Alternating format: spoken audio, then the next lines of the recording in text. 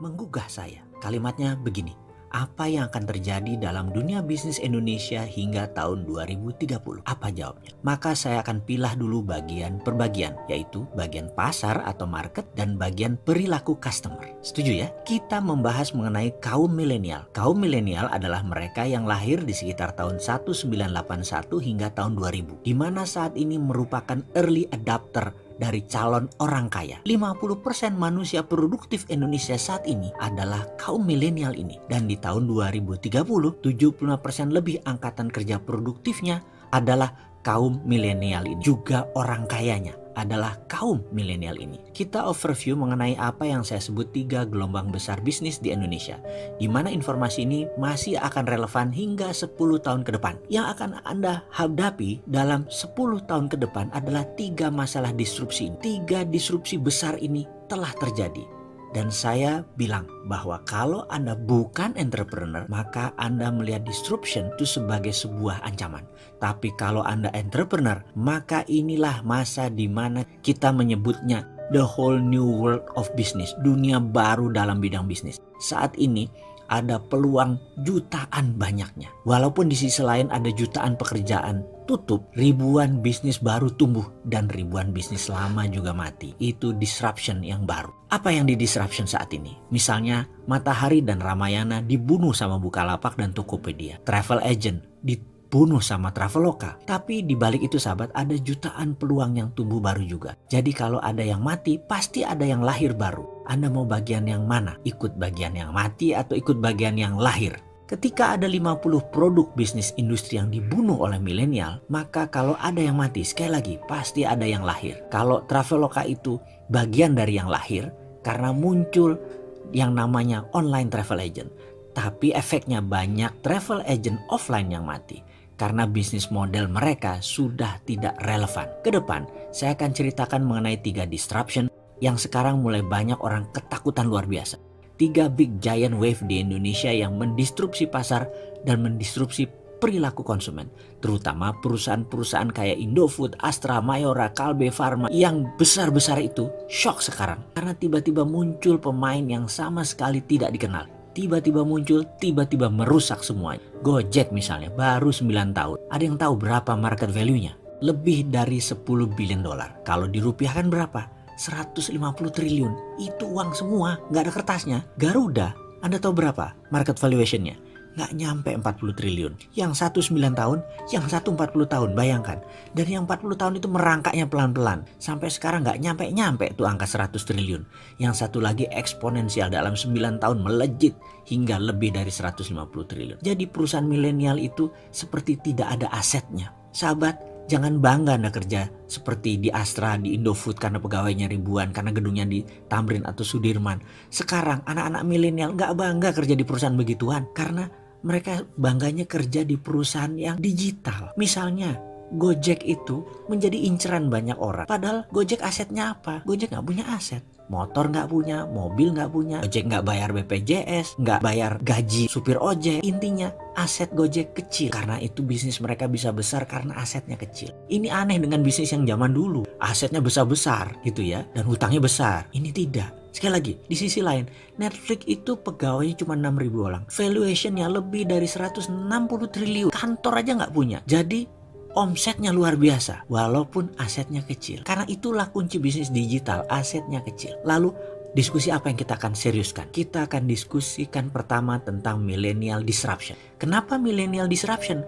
Karena cirinya sama, yaitu membunuh yang telah eksis lama. Contoh, musik rock. Sekarang saya tanya, ada nggak grup musik rock yang digawangi oleh kaum milenial? Ada nggak? Dulu ada Guns N' Roses, ada Scorpion, ada Dream Theater. Kenapa? Karena musik rock tidak disukai oleh milenial. Milenial sukanya musik apa? Musik hip hop. Ada 50 produk bisnis industri yang dibunuh milenial. Dan itu bukan kata-kata saya, tapi itu kata-kata riset. Semua ada risetnya. Jadi riset yang mengatakan musik rock dibunuh oleh milenial. Sahabat, sejak 2017 untuk pertama kalinya album musik rock dilampaui oleh album musik hip hop. Jadi ada satu yang nyungsep pelan-pelan, ada satu yang naik. Pertanyaan pengingat, Anda mau yang nyungsep atau ikut naik? Misalnya lain lagi, Grup lawak itu dibunuh sama milenial. Sri Mulat sudah nggak ada. Dulu ada Jayakarta Group, hilang semua, dibunuh sama milenial. Karena milenial nggak suka dengan grup lawak. Sukanya apa? Sukanya stand up comedy. Dan saya itu kalau nonton Sri Mulat tuh ngakaknya luar biasa. Tapi kalau milenial nonton Sri Mulat, itu lucunya di mana Sri Mulat itu? Nggak ngerti dia itu sebaiknya. Kalau saya lihat stand up comedian, itu lucunya di mana? Tapi milenial itu bilangnya lucunya minta ampun. Jadi dua generasi ini berubah luar biasa. Dan cita rasa humor juga bergeser. Kecintaan terhadap musik juga bergeser. Lalu apalagi yang bergeser dan bagaimana menyikapinya? Kita diskusi lebih lanjut tentang digital disruption.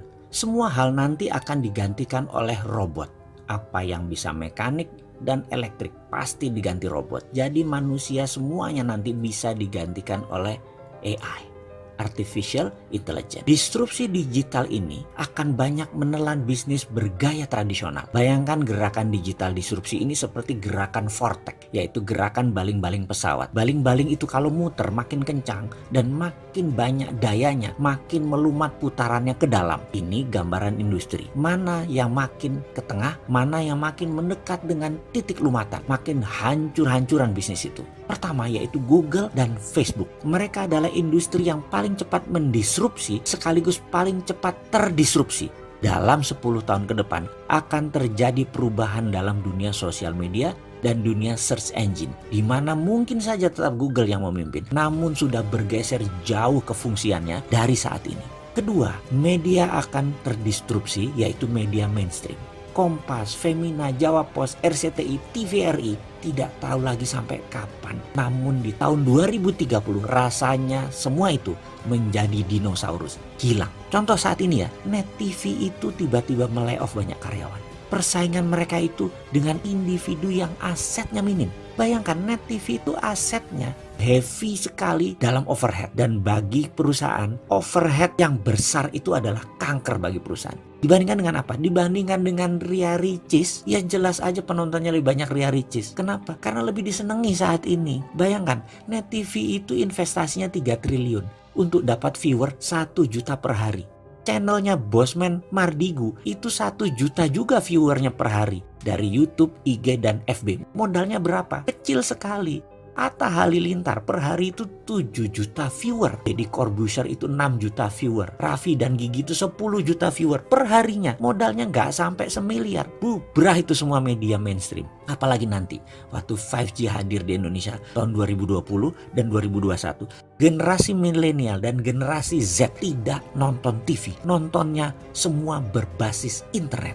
Ketiga, apa yang terdisrupsi? Retail shop. Ramayana, Matahari, departemen store serba ada akan musnah menjadi marketplace digital jualannya. Menjadi personal bisnis itu dan menjadi direct bisnis itu. Produsen langsung ke konsumen dan konsumen langsung request ke produsen. Nggak ada lagi orang tengah, nggak ada lagi pajangan, nggak ada lagi retail shop. Keempat adalah hadirnya fintech, financial technology. Barusan kita cerita kalau banyak bank akan atau sudah mengurangi kantor cabangnya. Ini akan merubah dunia perbankan, baik dari jumlah cabang, jumlah karyawan, hingga jumlah ATM. Di tahun 2030 bahkan, dibandingkan dengan saat ini, akan tinggal 20% jumlah karyawan bank, cabang bank, dan mesin ATM. Karena semua sudah menjadi mobile. Kelima, selanjutnya, apa yang terdisrupsi? Telekomunikasi. WA itu akan melibas semuanya. Telkom akan berubah landscape-nya. Kenapa? Karena mendadak komunikasi menjadi semuanya gratis. 5G nanti bisa gratis. Dan kalau Telkom mengadopsinya telat, baru 2045, Singapura sudah mengadopsinya sekarang, maka di tahun 2021, telepon kita bisa 3. Salah satu teleponnya adalah Singtel. Karena kita nggak bisa tahan lagi, udah pakai satelit. Semua wilayah Indonesia di cover dan gratis. Mampus itu Telkom. Tapi itu adalah bisnis yang terjadi bahwa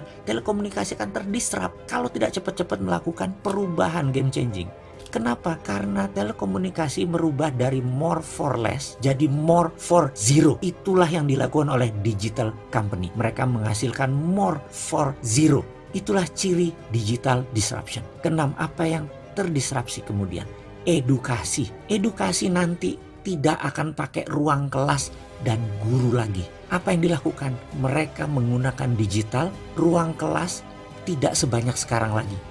kampus dan sekolahan itu tinggal separuh kebutuhan ruang kelasnya karena semua digital. Guru dan dosen tinggal separuh dibandingkan saat ini. Karena itu akan terjadi disrupsi gila-gilaan di bidang edukasi. Dan ini akan membuat shock. Kuncinya sekali lagi, dalam digital disruption, cirinya adalah kita menghasilkan layanan yang more